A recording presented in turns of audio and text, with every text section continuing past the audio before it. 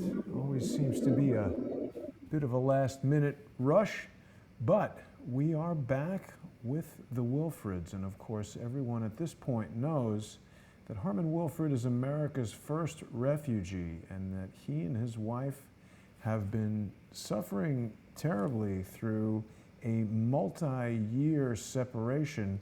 Carolyn, Harmon, how are you guys? We're okay, and I'm going to remind you to lock the room as we continue speaking. Ah, yes, of course. Now, unfortunately, we are having that persistent sound problem there, Carolyn. Let's hear you for a second. Hello, hello. Yeah, it's Can you pretty hear bad. me? It is pretty bad. We've been working through this in the lead up. I so hate to troubleshoot things while we are live here, but would you like... You want to just go to mine? Yeah, let's try that real quick, Harmon, if we can. Okay. Okay, Leave we're this going one on here mute and for a go. minute. Leave this one and go to mine. Yep, okay. So we've been working with this Appear In software because it seems to give us better sound quality than Skype. Of course, we've got Harmon over there in New Zealand, and from time to time there are some technical difficulties. Let's see if we can make this work a bit better. For people that are joining us on this story for the first time, Harmon Wilfred was a CIA contractor who discovered that he was involved in some financial dealings that appeared to him to amount to a black ops bank. How is our audio now, Carolyn? I think that's much better, and It is. Harmon, Good, yeah. you need to lock the room, please. Very Yeah, I'll do that. odd. I'm not sure why It's much that better. happens, but Yeah. today we've got quite a bit to discuss. Everyone is... Well, why don't you guys take it away and tell us what you'd like to cover? Well, I think the most important issue is that we heard about my appeal oppression case, Yes. and the case has been dismissed. We're not worried about that. My attorneys are working on a plan, and we have full confidence that justice will prevail. Mhm. And so we're moving forward. We're putting one foot in front of the other. Yeah. That's very good. Yeah. Certainly, it's Now- all that can be done. Yeah. Well, And we're continuing to pray, and I have to say that when the case was dismissed, we were quite shocked, but with everybody praying out there and knowing that God is in control, it's like, it's okay. It's okay. Don't worry about it. Well, and He's got it covered. after having some conversation with the attorneys and talking a little bit of the strategy, although we still don't know where that's going to end up yet. They're talking again. They're having a meeting again tomorrow. As I've said in the outline, and if you don't mind bringing the outline up, Jason, we'll start going through that. We really, like Carolyn said, are more confident than ever that we're going to, when I say defeat the Dare Bully Boys, what I mean by that is we don't want to hurt them. We don't want to hurt the company necessarily. What we want to do is make sure that what Carolyn gets out of this is she has her shares sold at a fair market value and that everybody can get on with their lives. So that's really where we are today. Yes, and I should remind everyone who's possibly joining us for the first time that the interest in this matter regarding the Dare Foods family is that Carolyn is the adopted daughter and sister of the Dare brothers, and she has been involved in this shareholder oppression case for some time, and we were all very hopeful that it would be resolved in your favor. 4 years. 4 years. Unbelievable. Unbelievable. Yeah. Yeah. So Well, it's and in ongoing. talking with the attorneys, and I have to be a bit careful, but when talking with the attorneys and everybody, whenever you have a case get dismissed like this, it's not over. There's still appeal opportunities with this case, even to the Supreme Court if that's where we have to go. Right. And we've been told very clearly, even up to now, that should we have won the case at this level or at any level, it would set a precedent.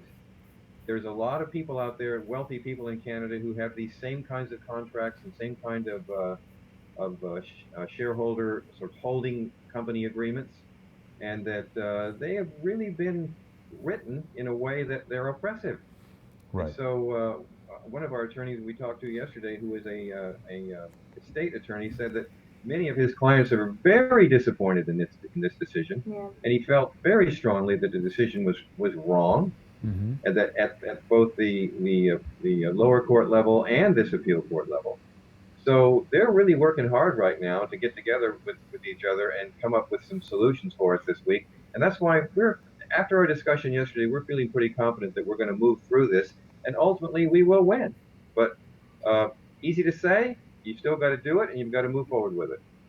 And of The course, thing that disappoints me and why we're fighting so hard with this is because there are other people in my same situation. That's right. And what my family and what my brothers have done and the way they've treated me is absolutely wrong. It's bullish, it's yes. oppressive, and it's yeah, it goes from the small little family all the way to the top of the 1%, how they treat everybody. Yeah. And yeah, Well, it it's really is shameful. I mean, these guys are it your is family, and they're just, I mean, they're preventing you from getting money that was rightfully willed to you by your father, right? that's That's right. correct. It's really And frankly, unbelievable. even the their attorneys, and I dare say that they're, no pun intended, that they've been working hard on this. And my understanding, and Carolyn was there at the appeal hearing, that they had a rough go of it at the appeal hearing. So I think even they are surprised at this decision. But again, we have an influence in this, and this is where we're going to go with this today. There is an influence of this at the very top that we believe is causing this prejudice, Yeah. which is why we're not going to quit, and why we're continuing on. One of the things I've said in this outline today is that as a backdrop to today's updated interview, what I'd like to do is present some facts and statistics regarding the current distribution of global wealth worldwide, global, and how that compares to the sort of Dare and even the Rothschild, and what we're going to call that is a codependent parallel. Now, the last time, as you recall, we had Wilfred versus the Rothschilds, Yes. and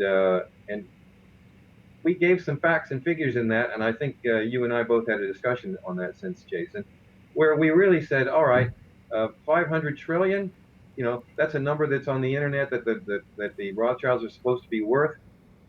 Anything on the internet, sometimes you have to take with a grain of salt. Many of the other statistics from the World Bank and so on don't show anywhere near that much, even in the total global economy. Right. But there's a lot of stuff hidden here. A lot of stuff hidden here. So if we were wrong on that, we stand corrected. But I don't know what we stand corrected to, because the information is still out there. Right. Now, as I go through this outline, I'm going to point out some things, and then Jason is going to click on some of these links, and you're going to find this really interesting. And the parallels are just shocking. Right. They're more than interesting. Now, More than half of the world before we dig in there, Yeah, go Harmon, ahead. sorry, and there's a bit of a Yeah. delay to New Zealand, so we sometimes step on each other. But I just wanted to say, I spoke briefly with Charles Ortel about this, and I think he said the great. worldwide estimate is 50 trillion or 80 trillion, so he found the number of 500 trillion to be absurd. Harmon, there were also some people who contacted me, and I'm not saying that I feel this way, but I like to address these concerns because I don't want people Yes. to accuse me of bias. People said course. that they felt you were being anti-Semitic, which is just saying that word, I'm going to get yelled at, Oh, in no, supporting never this happened. Rothschild royal family. And that's what I said. I said I've come to know Harmon over the several months that we've been talking, and he is one of the kindest and most generous people I'm aware of, and I don't feel that you have any kind of anti-Jewish No. bias in sharing this information. I feel that you're doing your best to share firsthand testimony and evidence, and thank you, by the way, for correcting that statement, because that's what we like to do. Anytime something is said that's incorrect or a mistake, wrong, whatever, we'll go back and we'll re-examine it. We'll take in new information from legitimate, credible sources and integrate that into the process. I also want to point out that people can go to harmonwilfred.com and read all about the story that Harmon and Carolyn have been through. And of course, you can click on this little "Let There Be Light" just below the angel here, and that will take you to Harmon's Lumina Diem webpage, which details the incredible saga and also links to all the videos that we've been making. So it's a good centralized repository for people who want to follow along or perhaps coming to this information for the first time. And with that, Harmon, right. why don't you take us through the outline for today? I just want to say one Sorry, thing. yes. One of my best girlfriends that I've grown up with since I was 12, 13 years old is Jewish, and we're still friends to this day. And we have nothing against people's belief, religion, as long as it's loving and kind. What we're trying to do is expose the corruption. No matter where it is, we're just trying to expose religion, the yeah, corruption. exactly. It doesn't matter Exactly. what people's beliefs or religion is. It's the corruption that's within the individual, within their organizations, within whatever that we're trying to expose. Right. And, you know, Right, it's well- very interesting to see how we are constantly pursued by people who want to press false narratives right now, even in the chat, that's happening. So I'm going to try and eliminate that. People saying I owe them money for something. I don't know this person at all, so that's absurd. But we are becoming more discerning and realizing that there's obviously a reason. I think if we were doing a cooking show about how to make Dare biscuits, probably would not meet so much resistance here. And that shows me, Harmon, that you are most definitely over the target, as they say, receiving Yes. flack. That's right. That's right. They're trying to shoot me down, Jason. Right. So let's dig into your outline for today, and people can find this outline on the Lumina Diem page. That's right. Right at the top on the homepage. The outline was just uploaded today, a little while ago. And it's May 1st there in New Zealand. Happy May. It is May 1st here. Yeah, yeah. I always joke with people that if you want to know what's going on in the stock market tomorrow, just ask me. I'm That's already right. here. Your very existence in New Zealand is a time phone hack to some extent. That's right. That's right. Quinn Michaels will be pleased. There you go. Well, again, yes. These facts and figures show such a parallel on a global scale as to what Carolyn is going on, or what's going on with her family, that I had to point this out, and I want to bring our audience in here to sort of say we all have a similar issue going on at different levels, and I think we can all help each other. But just looking at some of the facts that you're showing there, more than half of the world's population, 3.6 billion people, live below the poverty line at $2.50 a day. And again, wow. We're talking about the 1% versus the 99% and how inequitable the whole economic system is. A new Oxfam report finds some inequality is benefiting as few as 8 billionaires, and we'll have an article to show you here in a moment on that, who already have what they're calling biblical fortunes. The top 1% has as much as 50% of the world's wealth. Now, this is an Oxfam report. Click on that, Jason, if you don't mind. Yeah, they've been recently accused of some wacky stuff, Oxfam, haven't they? Oh, wow, look at this. Very surprising. It says the site is under maintenance. Oh, really? Yeah, this particular link, just 8 men. Let's see if we can find this through another method. Oh, you're right. I just looked at it moments ago. Very strange, Harmon. Oh, my. That is very strange. That is very All right. strange. All right. Let's see if we can find it here. There's another site that's coming up that's also an Oxfam report, but let's carry on. Anyway, in the Oxfam report, they actually talk about. Here we go. What's that? Here we go. I found it. Did you get it? On the Cambodia.oxfam.org, I found it. Oh. Really? This is the article, right? Just 8 men own same wealth That's right. as half the world. Yeah, that's it. That's one of the articles. Yep. But as you scroll through that, some of the facts and figures that that gives you is absolutely fascinating, and Mm. it makes it very clear that the world is really taken hostage by this whole issue of inequality. And again, this particular the article that we were looking at, or the one that the original one, shows 8 individual billionaires own greater than half the world's wealth, or half the population of the world's wealth. Now, if you go to And the we next don't care one, what their religion is. yeah, we don't care. The Rothschild family wealth, now again, here we go again with the Rothschild family wealth, is reported as being 5 times that of the world's top 8 billionaires combined. Wow. Now again, facts and figures on the internet, be careful, but you find this a lot, and as we carry on, you'll see some of the facts and figures that we've shown really begin to cause you to scratch your head and wonder whether it's true. The Rothschilds have, now here's the key: the Rothschilds have managed to keep themselves out of these statistics, frankly, Right. with their fabled $1 trillion net worth, and perhaps then because the World Bank statistics are controlled by the Rothschilds. I mean, what I gave you in the last interview, yeah, was the fact that the Rothschilds, and I have this all in my notes, basically have someone who they run the entire central banking system around the world, all the different countries' central banks, the monetary fund, the World Bank. They're inside those, and they're on the boards of those, and they basically run those. Now, the the human global family is being, it says, torn apart by this rapidly growing wealth inequality. And again, the proverbial rich are getting richer and the poor are getting poorer is absolutely true. And this is a quote out of this article. It calls for fundamental change in the way we manage our economy so that they work for all people and not just a fortunate few. Now, click on that 2017 one. Hopefully that one will come up. Sure. Yeah, it did. I love that picture. This one. Yeah. Yes. Shows the 8 guys. Right. Is Zuckerberg in Of course, there? most of those are. Wow. Yeah, Oh, yeah. he sure is. He sure So is. he's one of the 8 wealthiest in the world. I did not know that. And That's there's right. Michael Bloomberg. Now, who's this? And, Ben and Bernanke? No. it shows the names at the bottom. It tells Ah, you yes. who the names are. 3.5 million people.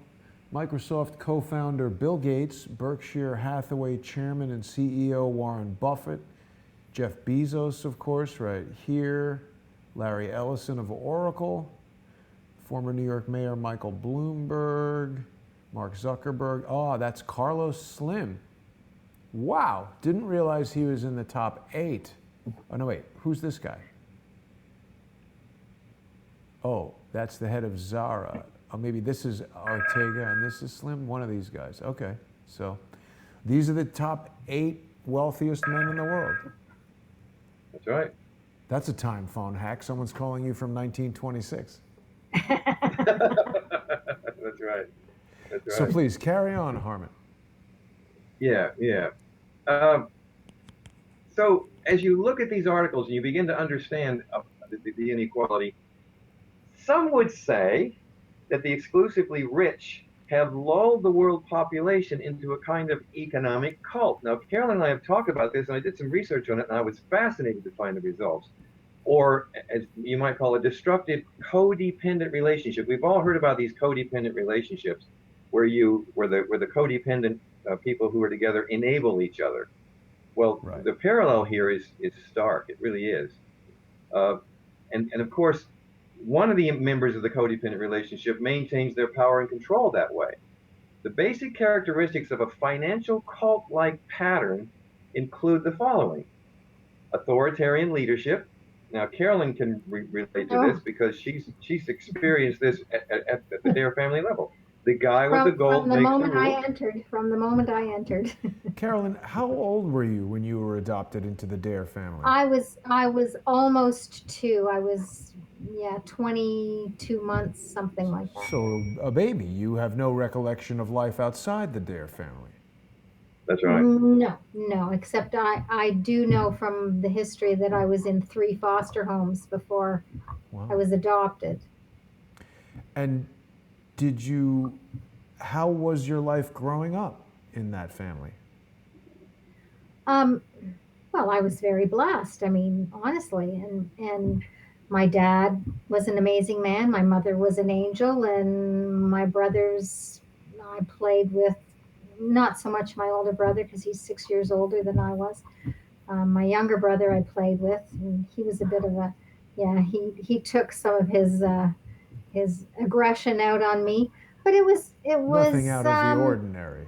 no, it wasn't anything out of the ordinary. But we definitely knew who ruled. My father ruled, and he didn't have to raise his voice. Once he spanked me really badly, but I was a very naughty girl, and and yeah, all it took was a finger and a look, But it was a and very, it that's sounds like a very normal, loving family experience. And this Ooh. shareholder oppression situation is maybe a little surprising to you when it started. um. He called himself a benevolent dictator. My father did, He did. and as I grew up and I wasn't involved really in the dare business, and when the shareholder agreement came up, he said sign here, and I didn't have it. I was in my 20s. I didn't know that you should really hire another attorney. But even if I did know Well, that, it's your you would father. you would never hire another attorney. It's your father. When he says sign here, you sign here. Of course. So And I mean, also, even if he wasn't your father, he's one of the most powerful businessmen in all of Canada. yes, Yeah, yes, and I and have to say, dear, if I might interrupt, it's been my experience in watching all this from the outside that whenever if money came up, oh, everything changed. yep, When How you so, if you Harmon? that was the sacred cow. If you yep, touched the family yep, money in any way, shape, or form without having her father's absolute permission and yep. leeway, Oh, you can describe that, dear, please. the whole environment changed when I was in my young teens. I used to get an allowance, a small, believe me, it was a small allowance. It wasn't a lot. And if I went to ask for an advance, I tell you, the sweat would drip from my armpits just knowing that I had to go to my father and talk to him about money. Talking about money was just it was a horrific experience. It just sent you into sort of adrenal shock, if you know what I mean. It was a frightening experience because nobody challenged. I mean, you could challenge him a little bit and get away with it a little bit, and then he would put his foot down. But nobody challenged him about his money. Nobody. Right. Well, But frankly, my experience was nobody ever challenged him about anything. You never said no to him. Yeah. well, he's obviously a very persuasive, and I mean, you don't rise to that level of success in business without having a strong That's right. personality, a lot of.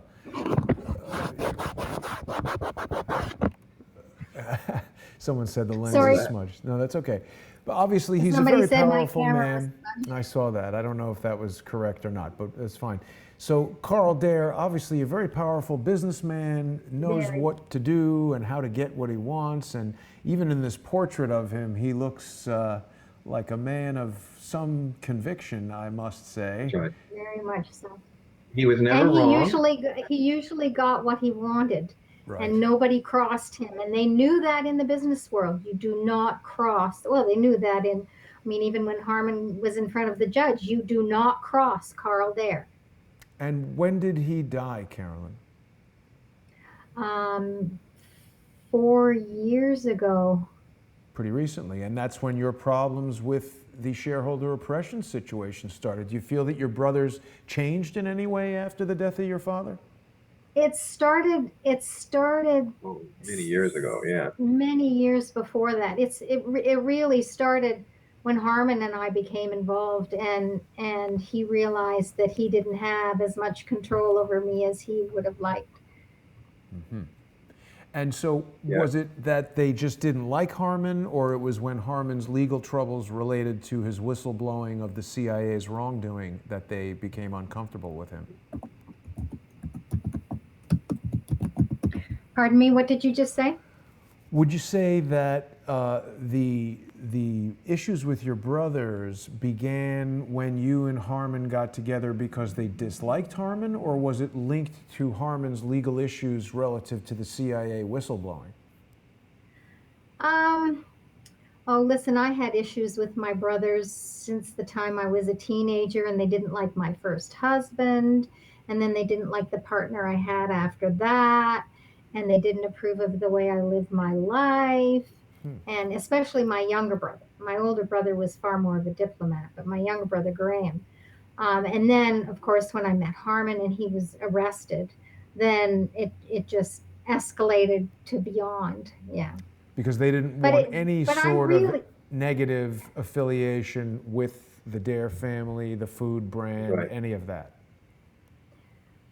Image is well, everything. yes, it wasn't socially acceptable. Um, yeah, it just wasn't right. But uh, I don't know. I've always questioned. I've never been close with my brothers. I've always questioned as to why. And I'm very different. I'm very different in the family from anybody else. I express myself. I talk about my emotions. Um, I'm just different, and they're very different in a very different way. They keep very quiet, don't say much, and don't talk a lot. And of course, Dare Foods is a gigantic brand, very well known in Canada, also operating within the United States. So, this is a packaged food company, and we've discussed in the past that it does on the order of $400 million a year in business. And you've also spoken about offshore accounts and some strange things that were going on there. But I'm taking us a bit off track Yeah. from Harmon's. They have a large company. They have a large production company in North Carolina in Spartanburg. Did not know that. Yes. Yeah, they're very big. Okay. And And they they and they sell also their license. product all Yeah, over the world. they license their product throughout Europe, throughout Asia, and throughout Australasia. Yeah. So this is a So major they truly company. are global. And Oh yeah, they truly are global. there's no real practical reason. It's not like you've gone and started a competitive company or somehow violated some sort of tenet of the business or any aspect of your father's will. This is just your brothers really, proactively trying to stop you from obtaining this money that is rightfully left you by your father. If Carl were alive, he very probably would not approve of this, correct? Well, he wouldn't approve of it, but also he would have done something about it long before now. He would have, come and spoken to me and talked to me about it. But What they do you don't mean? want Talk my to you about brothers it do how? not. Oh, he might have said, could we work something out, or I'll do Was this, your or father alive when you've told us in the past that they tried to coerce you with money to leave Harmon? They wanted to buy you a house and all that? yeah. Your father was alive. That was my father's and my brother's idea. So, Unfortunately, yes, they came up with this plan, and over the phone, my father said, "Look, if you divorce Harmon, if you divorce Harmon, come back to Canada. I will buy you a nice house and give you a small salary, um, and you can, and then the pièce de résistance, and you can find yourself a nice young man." And I was raised to be very polite, and I politely declined and said, "No, thank you." I didn't say, "What in heaven's name are you right. thinking?" Now, let me ask you this. Your father's death, was it sudden or, in other words, would he, do you think, have changed his will knowing that you were staying with Harmon, or Well, how did he die? well, he was 96, and he did change his will. Originally, I was in the will, and my brothers were in the will.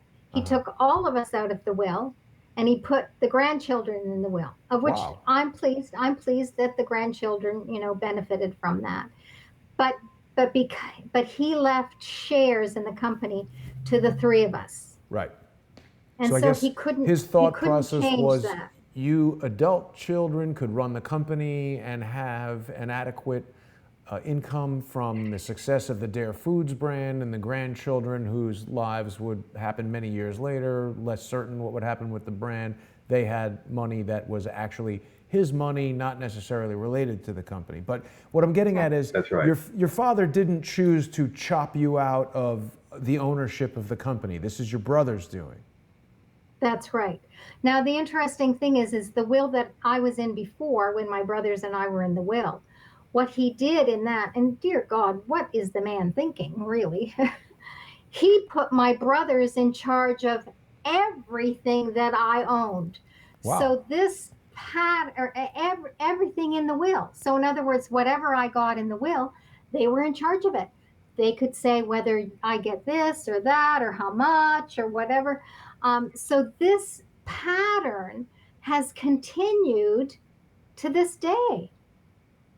My brothers are in charge of the entire company, everything. Do you think your father wanted them to do what's happening right now? I honestly can't say that. I wouldn't think that he would approve of what they're doing right now. As I said, I think he might have, before it had gotten this far, he might have come to me and said, this is crazy. But he was quite clear that he didn't want you that. to continue your life with Harmon. That's difficult. Very true. That's very true. Yes. That's I'll very give sad. you one. I'll give you one instance, just quickly, that I think not only was I an embarrassment to them because I'd been put in these different prisons and so on and got out, and of course it was all the CIA stuff, but I walked in his office one day when Carolyn was sitting there talking with him, and she was in tears, and he had a list in front of him. Yeah, let me just fill this in. He called me into his office 3 times, once with my youngest daughter, once by myself, and once with Harmon.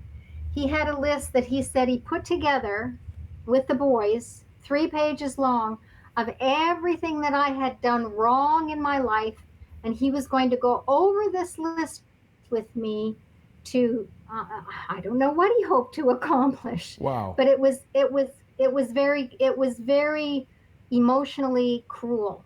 It was very awful emotionally stuff, cruel. just awful stuff. I wouldn't even begin to tell you some of the things that were on that list. Wow, that is strange. But Harmon made a comment. Yeah, I walked into the office when this was going on, and I saw her in tears, and I sat and I listened to him for a couple of minutes, and I stopped him. And I mean, we're talking the big Dare corporate office, giant desk. Imagine how intimidating that would be to.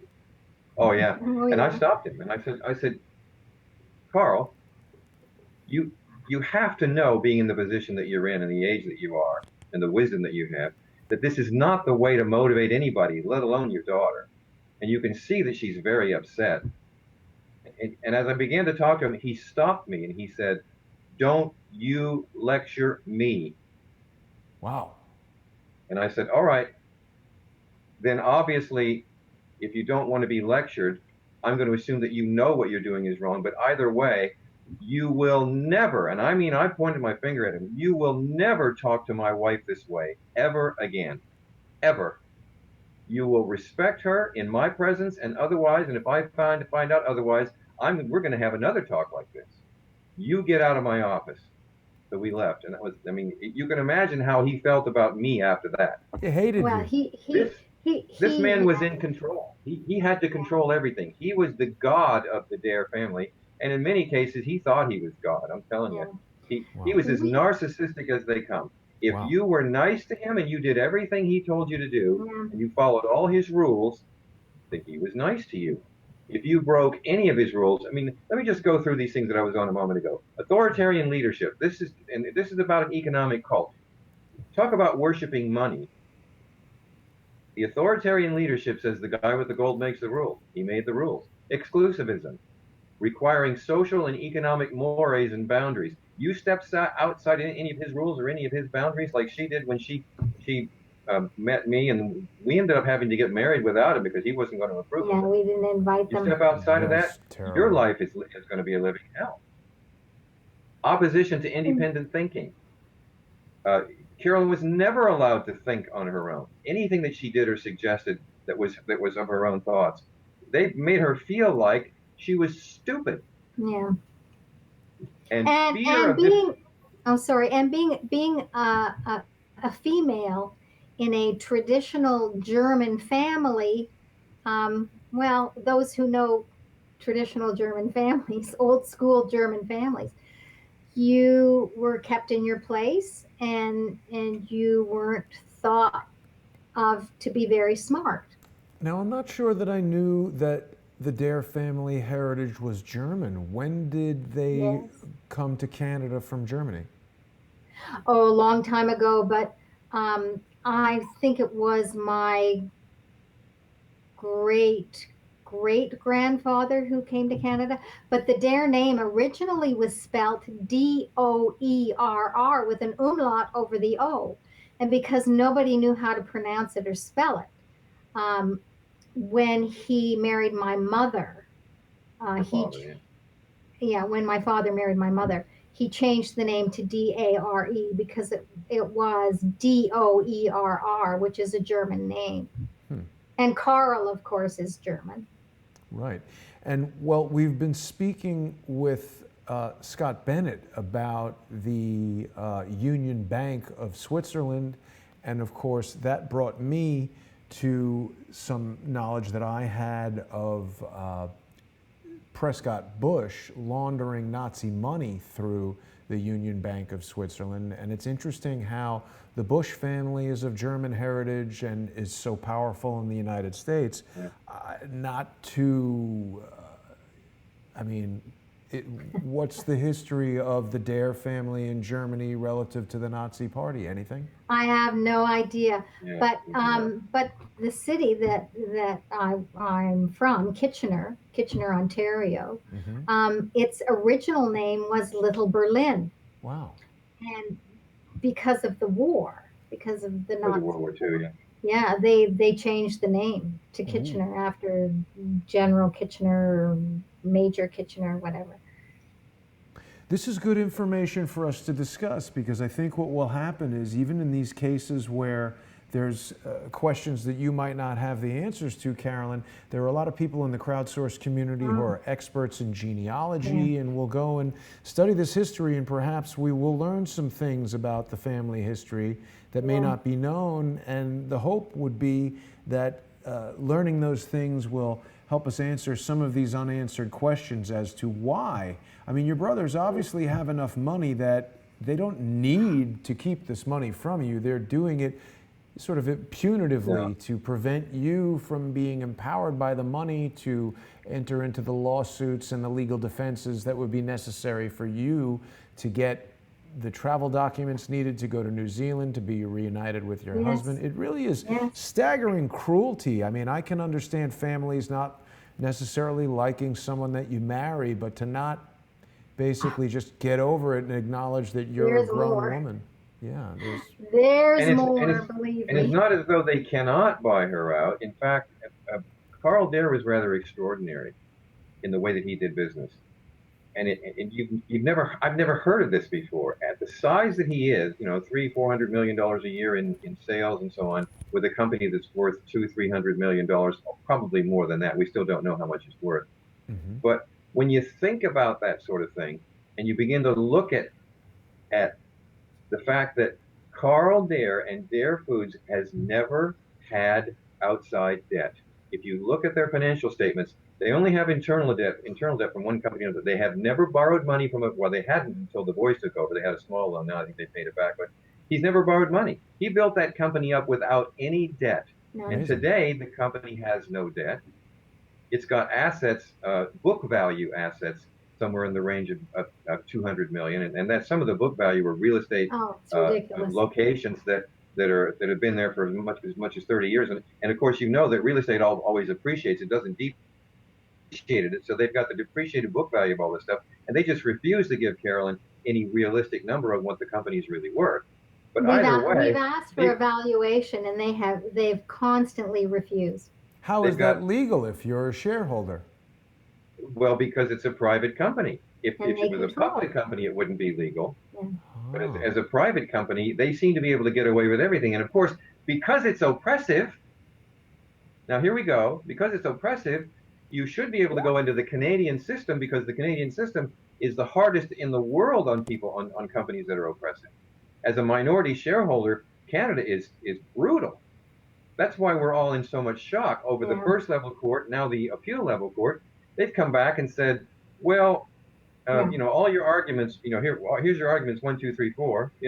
She hasn't been given uh, uh, dividends.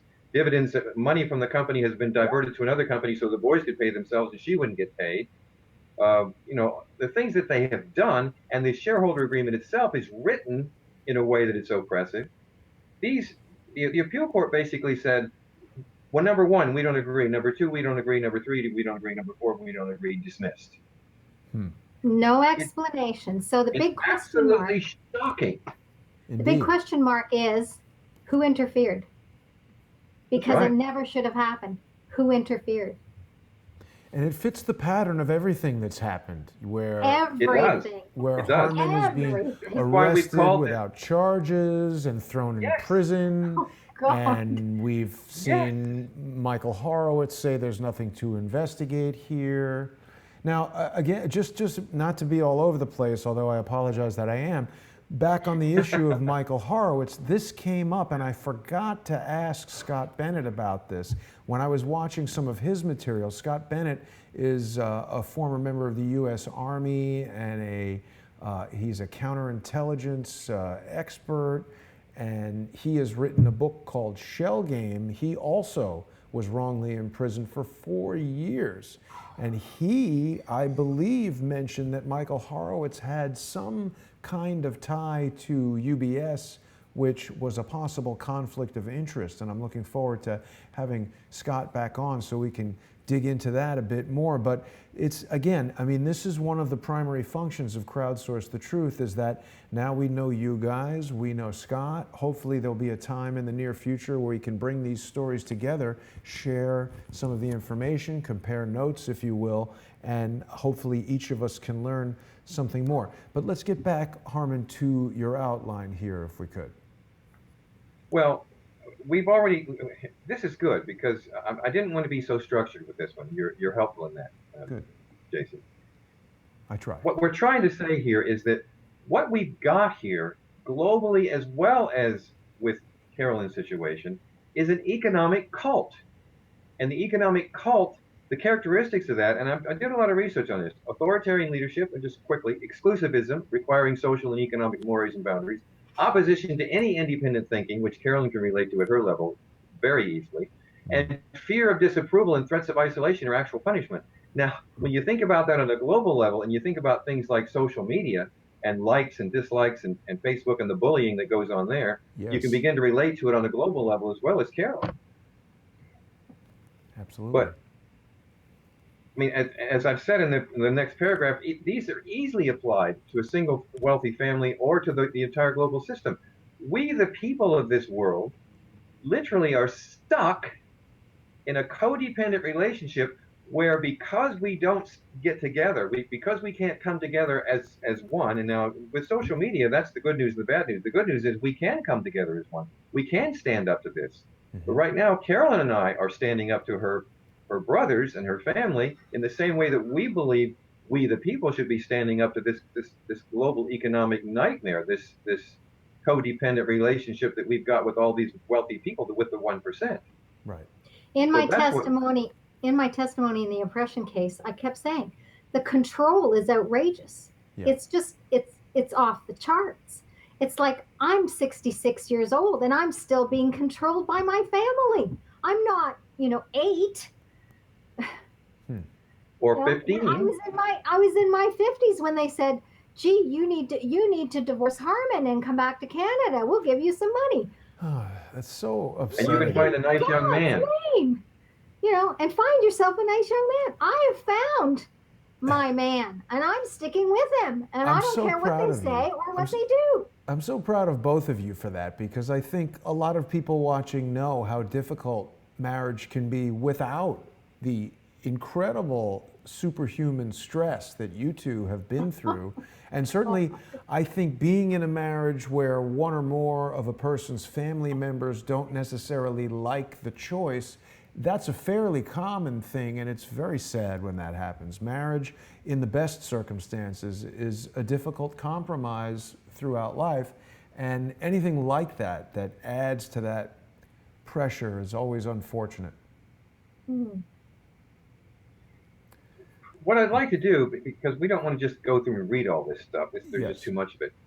Go to the, you're on page 2, go to the bottom of page 2 and just have a look at number 10, 11, and 12.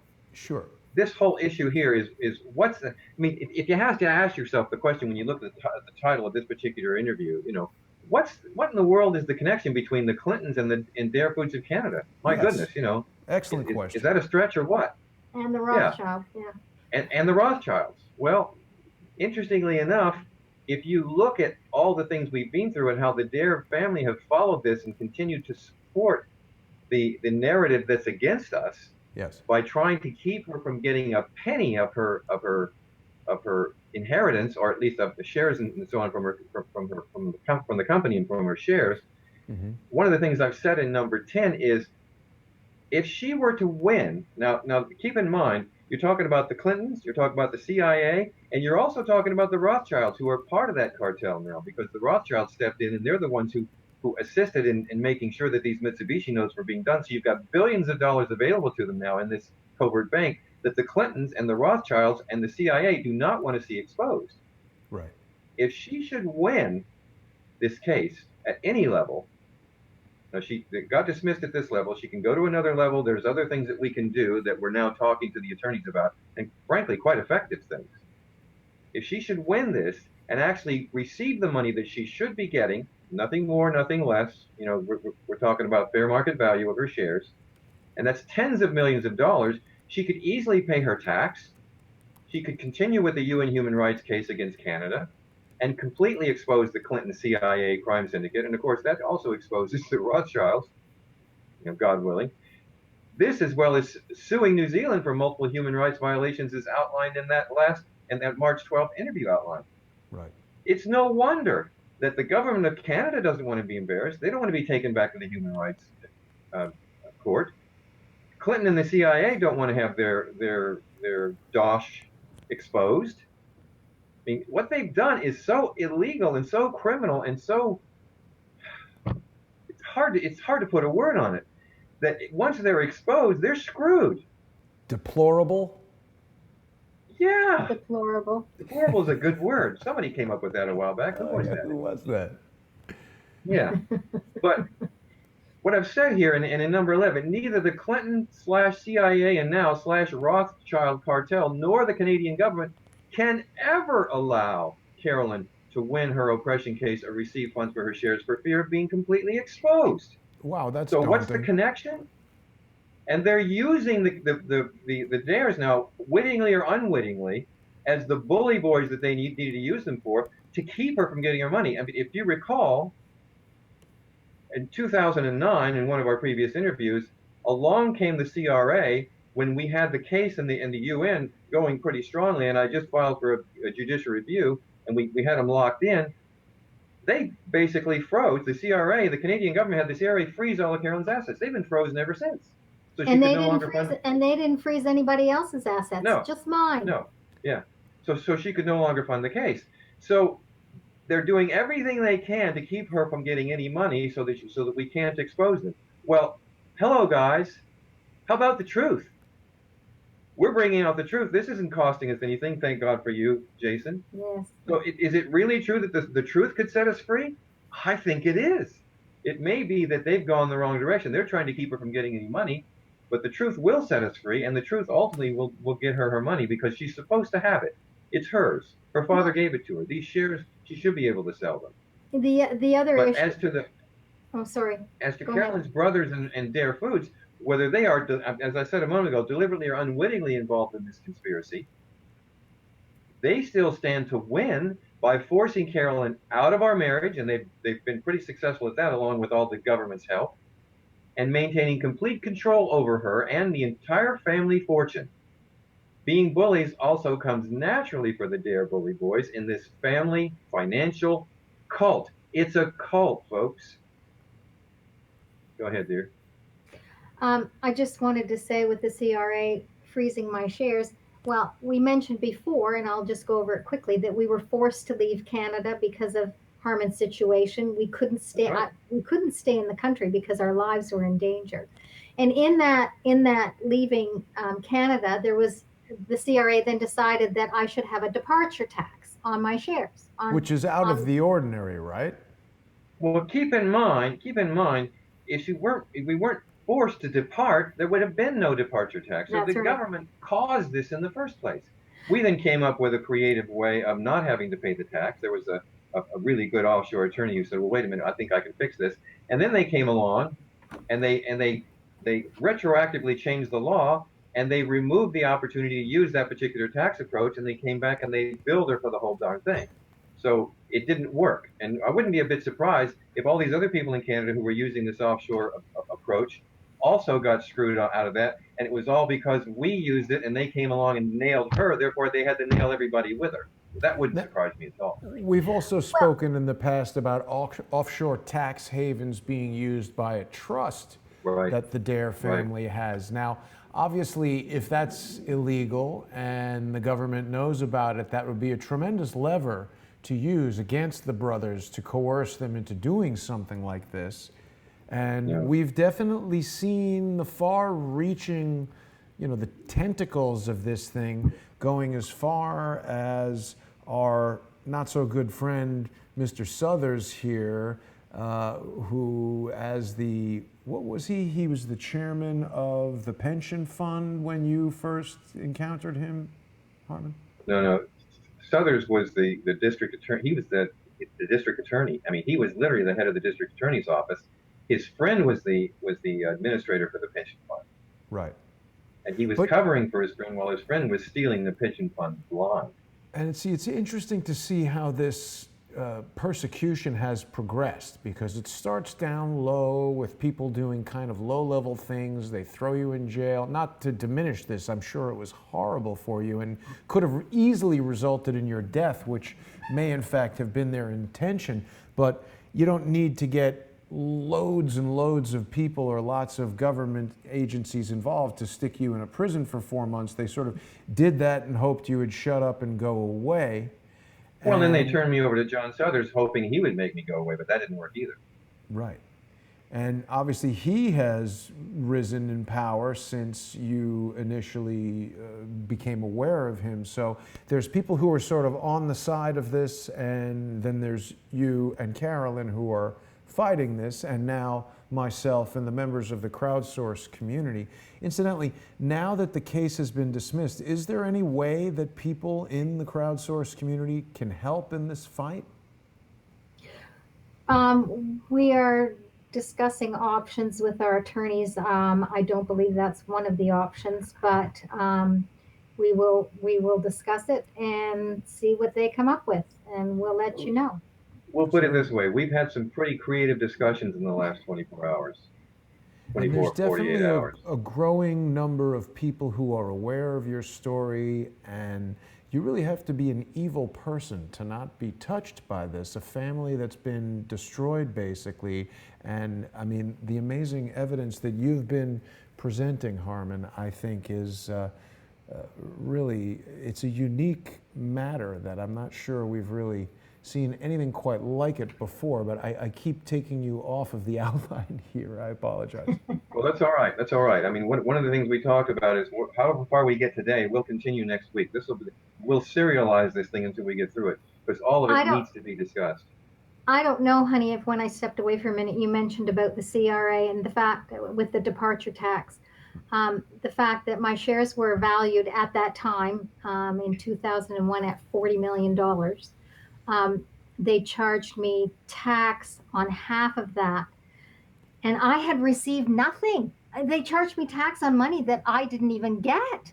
I mean, wow. Which is stupid. And that goes on today. I mean, this so-called it's probably close to $9 million right now in tax that they have put against her. She obviously has to sell her shares to be able to pay the tax. Yeah. But she was taxed before she even sold the shares. She didn't even have any money out of it to pay the tax. And now what? Now the boys are trying to keep her from being able to sell the shares. Oh, they've been doing that. So how in the world is she going to pay tax on shares that haven't been sold, that at this It point in can't be time, sold. we don't even know the value of. I mean, this whole thing is just ludicrous. Well, and it Yeah. obviously sounds like And it's outside the realm of normal legal process in Canada, right? the absurd thing about it is I've been trying to sell my shares for what, honey, 5 years now? Yeah, that's Five right. years. 5 years. My brothers have constantly, stopped me Obstructed from, it. obstructed it, stopped me from doing that. And in the meantime, the tax that I supposedly owe on money I never got has been increased at $1,000 a day interest. What? What is fair? Yes. What So is what's the fair number More about than now? $1,000 a day at this point. $1,000 a day. organizations? That's right. What's That's the right. amount at now? And so the amount Well, is at like almost $9 million. It's that's just right. the most absurd thing I've ever heard that governments Who can do is this. That who people is can do listening this. in Canada? I mean, Harmon, I have to tell you, there are people that have emailed me saying, "Hey, this story sounds a bit fantastic. Are we sure this guy is for real, etc." And the thing is, you're laying out circumstances that should be on record right now in Canada. They are on How record. did this They occur? are on record. So who is watching in Canada? Who is listening of authority in Canada that is aware that this is going on and continues to do nothing? How can this be allowed to happen in a legitimate country? How can a government and the power of a government and the authority of law enforcement be brought to bear on two people outside the context of the law and the rights that people are granted in the United States, in Canada, in New Zealand? How can this be allowed to continue to happen? Who is listening? Who will stop this? It's amazing. The power of money, whether it's the Rothschilds or the Dares, has usurped the system. Literally usurped the system. The government, the politics, the justice system, even the law enforcement system. Now, And one would ask, what in the heck have I done that much political capital is being spent to do the kind of things that they're doing to me and my wife and my family, take my children, when I have literally done nothing wrong? If you look into my background and you see the things that they've tried to put against me and you see the things that they've done, I have absolutely no criminal convictions and I have done nothing wrong. You have to ask yourself the question, why is this happening? And the answer to that turns the whole thing inside out and upside down. Yeah. But nobody is helping us fight this to find out why it's happening. If you want to win against this kind of wealth and this kind of economic advantage, you've got to stand up to it and you've got to hit them where it hurts. and you have to expose it. Expose it and hit them where it hurts, which is what we're discussing with the attorneys at this point in time. And we've got several ways of approaching it, but believe me when I say our confidence level is very high right now on how to deal with this. And Now, once we've dealt with it on the dare something else, level, Harmon. Let me ask you something else. You were also a member of the U.S. Air Force with an honorable That's right. discharge. You did your That's duty, right. service to this country. You've during never the committed Vietnam a era crime. too, by the way. Right. Now, we see all over the place other members of the U.S. Air Force, not all over the place, maybe just in Mount Shasta, who seem to be engaged in criminal activity and nothing is happening to them. And they seem to be engaged in areas of the world where you have evidence to indicate that some of the coupons from some of these bearer bonds that you're talking about may have been inappropriately used. So I find these coincidences, you're always talking about coincidence versus preponderance of evidence. I Right. find it terrible. And I get accused of maligning members of the military, which is absolutely not the case. I respect individuals like yourself who have served in the military honorably. Family members of mine have done that. But I reject the notion that simply being a military veteran absolves you from any wrongdoing or automatically brings respect and accolades to you. You need to be a decent human being in order to receive that. And, As a member of the military, I had a top secret security clearance. I worked in areas that were absolutely top secret, nuclear weapons and so on. When I got out, I was always faithful to my country, and when I was asked to help the CIA, I jumped right in there and started helping. But when I found the corruption and I brought it out, Here we go. That's when your life That's changed. Now, That's right. Jason, I have a suggestion because I know our hour is almost up, but It is up, yeah. in encouraging people to help get this story out, you might want to go to the email that we sent you about Fred. Oh, That's right. yes. Thank you This for was fun. It was a reminding fun me thing. about that. Let me And bring that. and if people really want to help in getting the truth out and real, because we're not just standing up for, I will say this, honest to God, we are not just standing up for ourselves. We are trying to make a difference where it changes a lot, a lot. I mean, So I'm here to change the whole economic system. I'm here to expose it all. We all need some help. The 99% need to finally stand up and say enough. And once we've completed this and we've got the money behind it, and I'm going to say this in front of God and all these people, we will create an organization that will continue this fight. We'll continue to work with people like Jason, and we'll continue this fight. And we'll work on behalf of the 99%. We'll work on behalf of the global population and the global people to make sure that the economic systems of the world are normalized finally. for Yes. those who are our age and remember the program Counter Strike, think about that. That was a television program?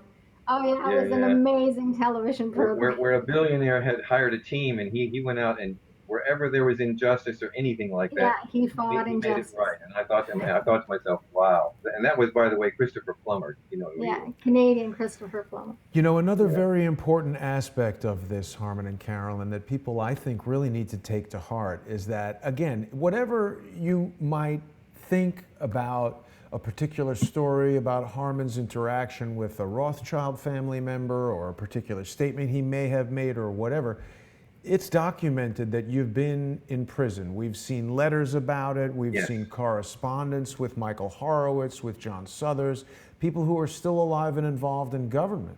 And I think that anyone watching needs to be extremely concerned when something like Yes. this happens. It shows us that the Constitution is being trampled and that the rights to fair trials and the rights to not being wrongly accused and not being able to face your accusers, etc. This is extremely important, and we see it happening again now. I want to definitely let people know that when I'm addressing things that are happening, it's not me whining or me complaining. There is an individual out there who is actively attempting to gin up a terrorism charge against me for an incident Wow. that he was involved in staging. And I am accumulating evidence to show that. But of course, it's a great concern when we know that you, Harmon, or Scott Bennett can go into a court, and that court, as it turns out, in your case, in Scott Bennett's case, is actually a stage play and not what That's we all it is. all That's expect. all it is. I mean, Jason, you mentioned we spent over $400,000, and Harmon never made it into a courtroom in the United States. and that was when I was fighting for my kids. That is Yeah. very scary news that people need to. $400,000 and 13 attorneys. Yes. 13 attorneys. Unlucky And for they some. all And have Jason, the way. let me also remind everyone, and I've said this before, anybody who doubts my story, if they will look into the website or contact me and ask me for whatever evidence they're looking for whatever I've said, I've got hard evidence. I've got notebooks. I've got emails. I've got faxes. I've got court documents. This is what I've been trying to get in front of Donald Trump, of President Trump. In fact, you're about to talk about Fred Neinstedt. Fred Yes. Neinstedt apparently went to the Let Michigan Jason talk about it. the Michigan rally, and he Yes. took some cards. Well, he'll talk about it, but he took some business cards with Let me promotion pause you for, for a second, Harmon. Hold on, Yeah, because go I ahead, wanted go ahead. I wanted to show your website for people to go to, but we definitely want to thank Fred, member of the Crowdsource community, who Yes. is proactively taking this effort to the streets, and not in any kind of violent or illegal way. No. We never want anyone to do No. that. But No. Fred is exercising his rights as a citizen of the United States, speaking out against government corruption, going to a rally. Where was this, in Michigan? Michigan. That's right. Mhm. The Okay. Trump rally. He's going to the Trump rally. He's meeting with people who maybe are unaware of this situation to raise awareness. He was handing out business cards, and I want to thank Fred personally. Look at it. There's Trump in the background. Can you see him? Oh yes, there he is, right up there. He handed out cards that have, well, if you read it, Jason, he'll tell you. He handed out cards that had Harmon's website on it. It had your Crowdsource the Truth on it. It had contact details on it. He also handed out Harmon's letter to Donald Trump. He met with congressmen. He met with Fox News. He also discussed this with Laura Trump. So Amazing. if people And she took the documents in the letter. So God bless this guy. He's really out there pumping his heart. He's amazing. Absolutely. So if anybody else feels the unction, feels it in their heart that they can do this as well, please get this word out. We need to make a difference. Yes. And thank you, Donald Trump and President Trump and Laura Trump, for considering this. Please take it seriously. And Fox News, and God bless you. God bless you, Fred. Yes, thank you very much. Fred is definitely taking the Crowdsource the Truth mantra to heart. And I'm frequently asking people, how can we help with this or that? And Fred and other people out there are being creative and exercising their rights and coming up with ways that they can help. And it really is an incredibly powerful thing to be able to do. Can I just say one thing? Please. He says something about shout it out, and I don't understand that technology term. But if people can also take our Twitter, I put it on each video, our Twitter Harmon tweets, hashtag America's First Refugee, hashtag get them all fired, and send it out. Let's just tell the world. Let's just make this thing go viral. Yes. So that we can make a difference. You're making a difference. We can stand up against this corruption and against these bullies and against the 1% and make a difference. Yeah. Doing nothing is enabling this thing at every level. Yes. And if you want to do something, we've got to do it together. You're never going to defeat this kind of evil without coming together. So let's crowdsource it. Yes. Let's get out there and go viral. Let's get on the social media and let's talk about this thing more, and let's share this stuff. Help Carolyn and I defeat her bullies, and then we'll go out and help the world defeat their bullies.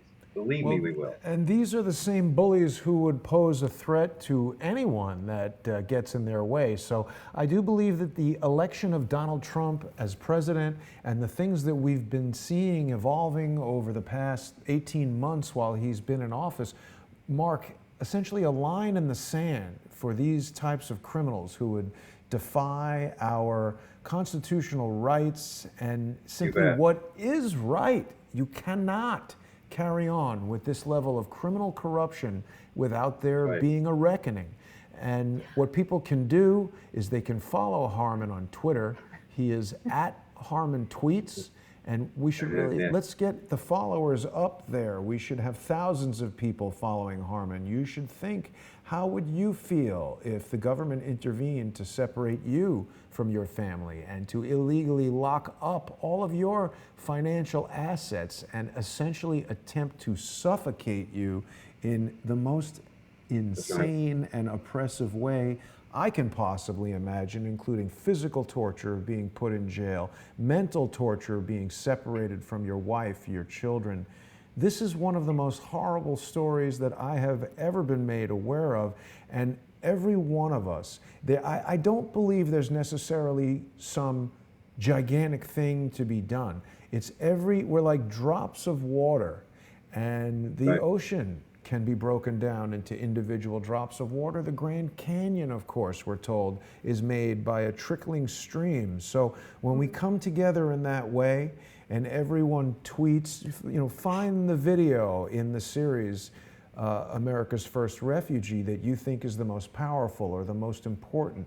And when you share a video on YouTube, if you go down below the video to the share icon, click on that little box that lets you start it at the precise moment where you think the most important thing is said, and share that link. So the second the recipient plays it, it gives a quote from Harmon or Carolyn or myself or whoever the guest might be that gets right to the point.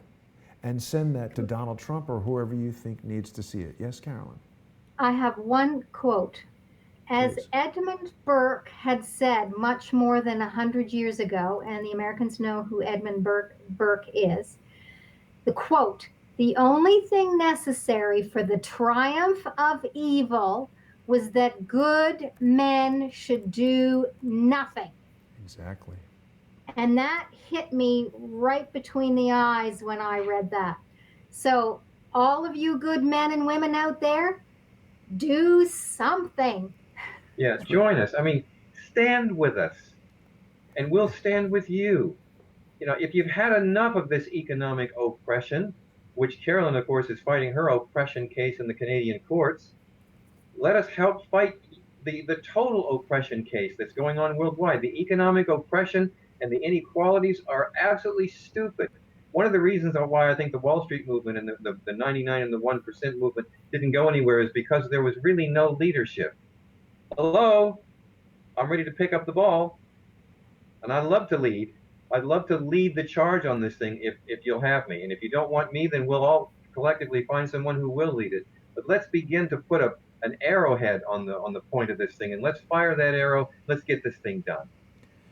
Well said, Harmon. And, you know, pardon me if this is a bit silly, but there seems to be some poetic irony in Carolyn selecting that quote from Edmund Burke, because before I even knew you guys, this is one Goodman who decided I can no longer do nothing. And that is why I created Crowdsource the Truth, so that we could all Hallelujah. come together and have a platform. Now, we are pushing an hour and 10 Yeah, we minutes are. here, so Yeah. is there something that you guys would like to close with, and then we can pick up next week? No, and I just think that we'll. there's a lot more. Yeah, there's much more to come.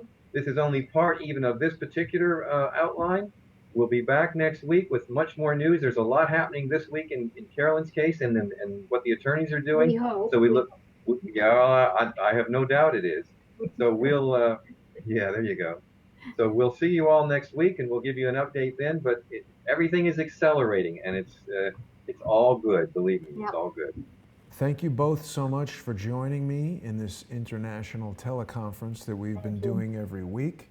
I want to thank everyone for watching, and I want to remind everyone that it's important that you become a sponsor of Crowdsource the Truth so we can continue to bring stories like that of Harmon and Carolyn Wilfred to you, and that we can expose this type of criminality. I want to thank everyone for watching, and I will see you tomorrow. God bless. Great.